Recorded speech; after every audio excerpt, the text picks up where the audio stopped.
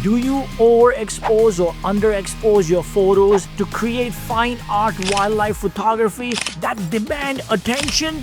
In this video, you will learn exactly how to do just that. Are you afraid not to listen to your camera? A machine that has no emotions and does not know your intentions whatsoever. Yet you listen to it to guide you for proper exposure. Before we talk about exposure, you must understand something.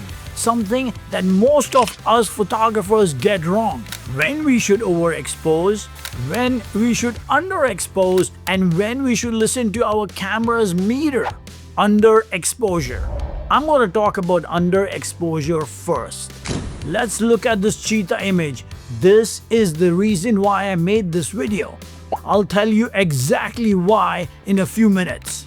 I underexposed my cheetah images.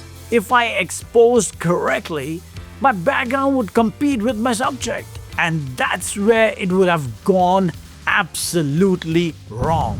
If I used evaluative metering, my camera would have balanced everything. My subject and my background would have equal strength. And if everything has equal strength, nothing stands out. But here is the real question. What is my intention as a fine art wildlife photographer? And what is your intention when you take your photographs as an artist or as a photographer? It doesn't matter. As a creator of the image, I must exert my intention, and so must you. If I'm photographing a cheetah, my intention is for your eyes to go directly to the cheetah. So I made a decision. I underexposed on purpose.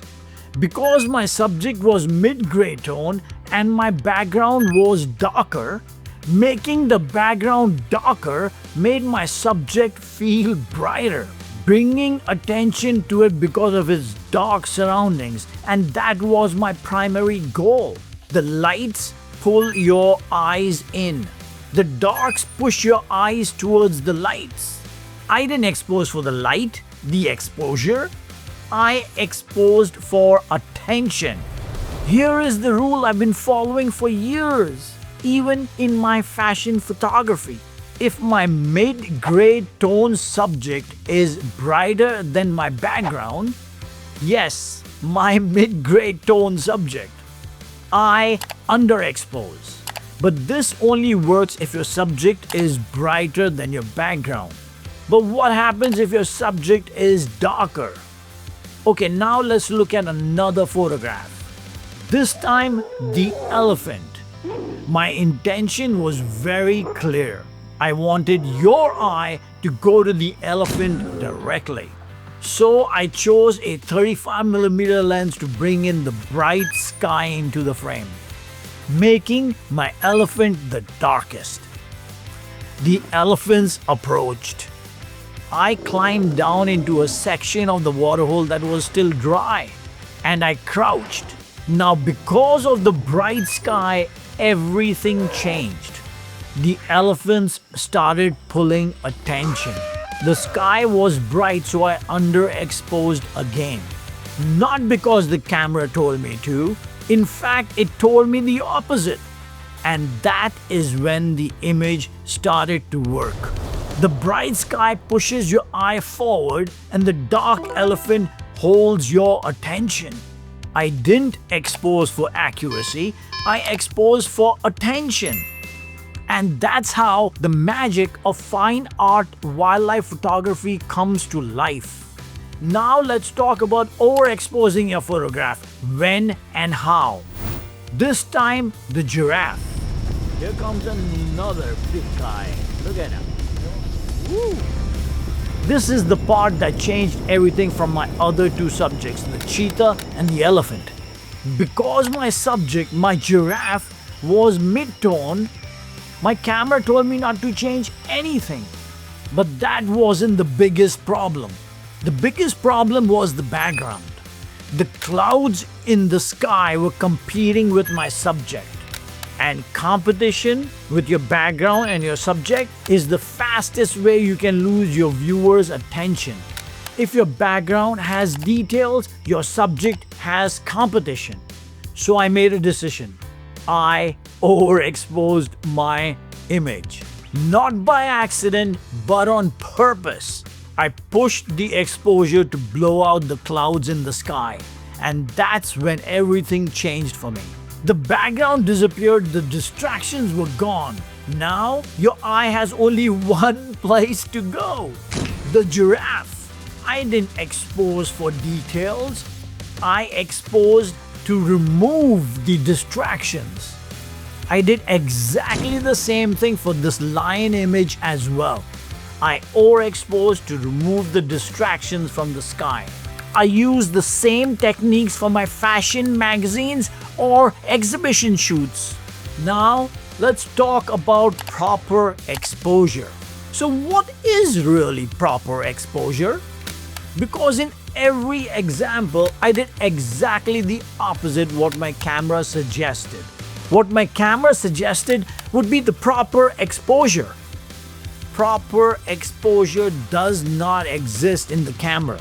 It exists in here, in your mind. Your camera is an emotionless instrument. It knows how to measure light, but that's about it. But the important thing here is that your mind decides the emotion and the importance of a subject in your frame. And that is exactly what your audience responds to. Let me show you the difference. This is an image exposed how my camera wanted me to expose it. And this is an image I exposed it the way my mind wanted me to expose it. Which one do you prefer? I'm sure you chose the photograph I exposed with my mind. But here is the key. The key is to see your photograph before you take your photograph. Proper ISO, shutter speed and aperture do not matter first. What matters is what's in your mind about that image. What matters is that we are creative. And 2 plus 2 for us equals 5. Proper exposure is what you feel.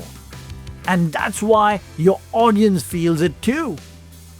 The reason why I'm making this video is because I would like us photographers not to listen to the camera's exposure meter, but listen to our brain's exposure meter. What is our intention? What do we want our audience to see? What do we want our audience to feel? When I was taking photographs of the cheetah, a friend of mine asked me to show him my images, and I did. When I showed him my images from the back of my camera, he said, "Hey, wait a minute, but these are underexposed."